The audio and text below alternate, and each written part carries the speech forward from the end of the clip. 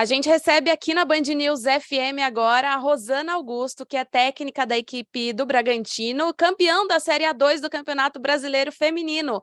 Rosana, é um prazer falar com você aqui na Band News FM mais uma vez, né? Porque a gente conversou há um tempo atrás lá no Museu do Futebol, agora com o título da Série A2. Parabéns. Obrigada. No museu já foi muito bom, né? De contar a história. E agora fazendo uma nova história, né? Como treinadora, campeã do Brasileiro da 2, então estou extremamente feliz. Como é que foi vivenciar esse momento, Rosana? Porque esses jogos tinham uma distância, também segurar a ansiedade das meninas, a vaga na Série A1, o retorno à Série A1 já estava garantido, mas também a expectativa com uma final, né? Com a disputa de título. Foi uma trajetória muito difícil, né? Porque nós estávamos disputando duas competições de forma simultânea, o Paulista e o Brasileiro. Então, ficar virando essa chave e rodar bastante o elenco para que a gente chegasse com força na final, acabou dando certo, né? Porque todas se comportaram muito bem, entenderam muito bem, tanto no Paulista quanto no Brasileiro. A gente chegou com força total, tivemos essa última semana para trabalhar um pouco mais, e a estratégia proposta deu certo e a gente saiu com o título. E no primeiro jogo vocês venceram por 3-0 a equipe do Fluminense, e agora no segundo jogo 1-0.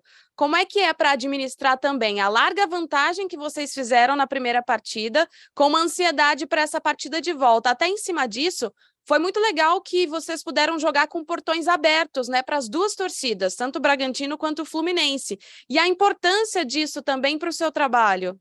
Não é fácil, né? Essa gestão de emoção, né? Porque quando você constrói um placar muito elástico ainda na casa do adversário, o ser humano tende a ficar confortável, né? E a semana inteira a gente passou a fazer atividades com a psicóloga, a comissão interagindo também para não deixar as meninas confortáveis com esse resultado, pelo contrário, entender que o jogo tem que ser jogado, tinham mais 90 minutos, a gente focou muito nessa parte mental mesmo, gerindo as emoções delas, entendendo que a gente precisava jogar como se não tivesse feito um placar elástico, ainda mais diante da nossa torcida, nos apoiando, a importância, né, de ter os portões abertos, da divulgação, para que essa torcida calorosa pudesse também nos acolher e essas meninas pudessem inspirar novas meninas que estavam ali na arquibancada. Com relação a esse projeto, gera até um pouco de curiosidade, né, dos torcedores, porque o clube tem um projeto muito bem definido no masculino, com essa questão dos jogadores jovens, da revelação, de comprar muitos jogadores jovens e investir nesse ponto.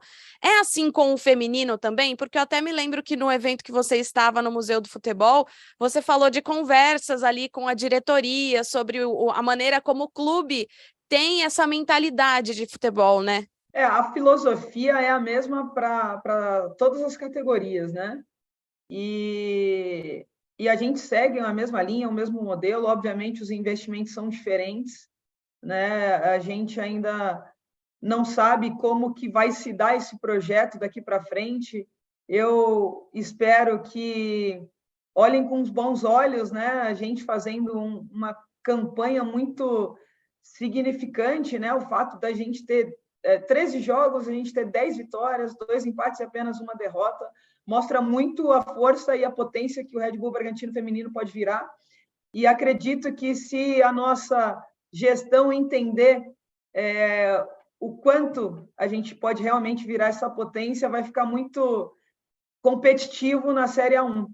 E até com a sua experiência de ex-jogadora e agora podendo estar no campo de uma outra maneira, com atletas experientes, mas atletas também mais jovens, como é que você tem visto esse momento do futebol brasileiro, em que agora talvez a gente pode dizer um momento um pouco mais recente, do investimento nas categorias de base, disso começar até um pouco antes, mais cedo, porque com relação ao masculino ainda é muito atrás do trabalho que se é feito com crianças desde as escolinhas, mas também a importância de um pontapé inicial para isso, né? Ainda que com um certo atraso, ainda que de uma maneira obrigatória, mas que isso esteja começando. Eu sempre falo que é um ciclo que se retroalimenta, né? Se você começa desde a base, né, as fases de iniciação, com certeza a atleta vai chegar mais bem preparada no profissional. O futebol feminino ele tem 40 anos né, de atraso. Então, por conta da proibição.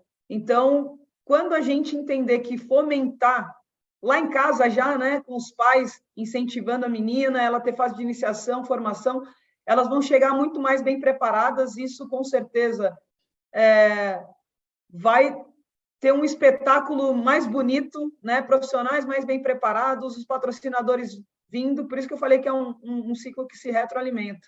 Agora eu vou até pegar aqui a sua lista de títulos, porque quando a gente joga o nome da Rosana no Google para pesquisar, aparece como uma das atletas de maior diversidade de títulos do mundo. E agora está somando com o título da Série A2. Ainda tem o Paulista nessa temporada, o ano que vem para a Série A1, mas eu queria pegar essa lista. Você sabe essa lista de cabeça, Rosana? Eu confesso que não, eu sei os mais importantes.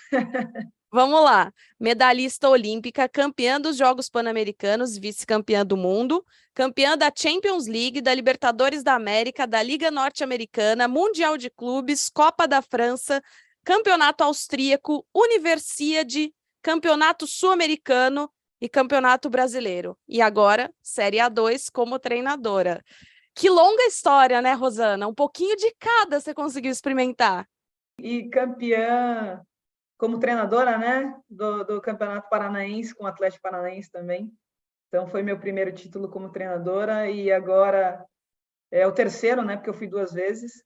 É o terceiro agora como treinadora no Red Bull Bragantino, um clube que me acolheu.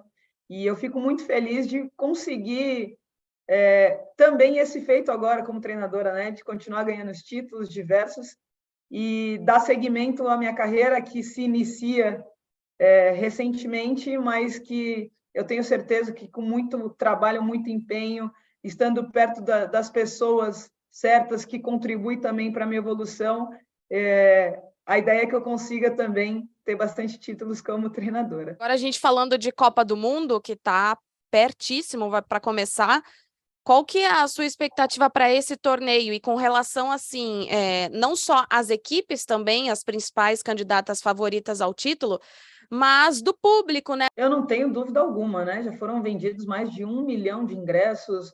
O primeiro jogo da Austrália estava marcado para um estádio com capacidade para 40 mil pessoas e teve que ser transferido para um de 80 e todos os tickets foram vendidos.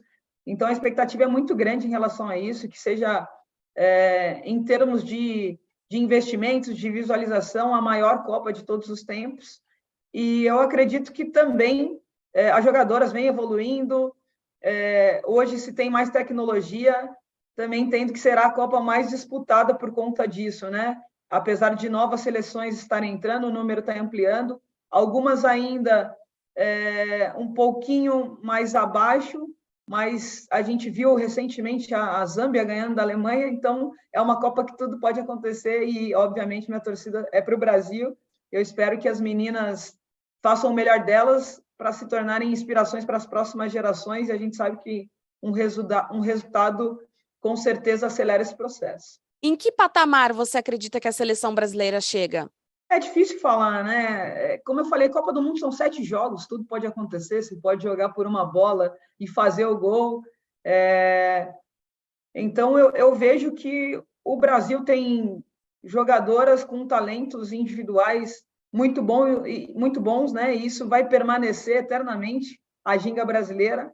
Então, eu acredito que as jogadoras podem ser decisivas nos momentos cruciais. Eu vejo o Brasil avançando, chegando, quem sabe, aí no pódio.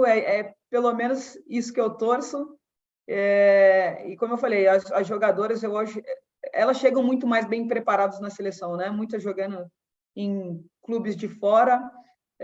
Então, eu acredito muito que a nossa seleção possa, sim, chegar no pódio. A gente conversou aqui na Band News FM com a Rosana Augusto, técnica da equipe do Bragantino. Rosana, muito obrigada por falar com a gente. Agora vai aproveitar um período de descanso, né, durante a Copa do Mundo também. Um olho na Copa e um pouquinho de descanso. Sem dúvida nenhuma. Eu confesso que eu estava bem cansada, né, mentalmente. É muito diferente ser treinador e ser jogadora, né? Jogadora você executa, treinadora você pensa, né, em tudo. Então, eu acho que é um descanso merecido não só para mim, mas para todos que trabalharam intensamente para que a gente conquistasse esse título.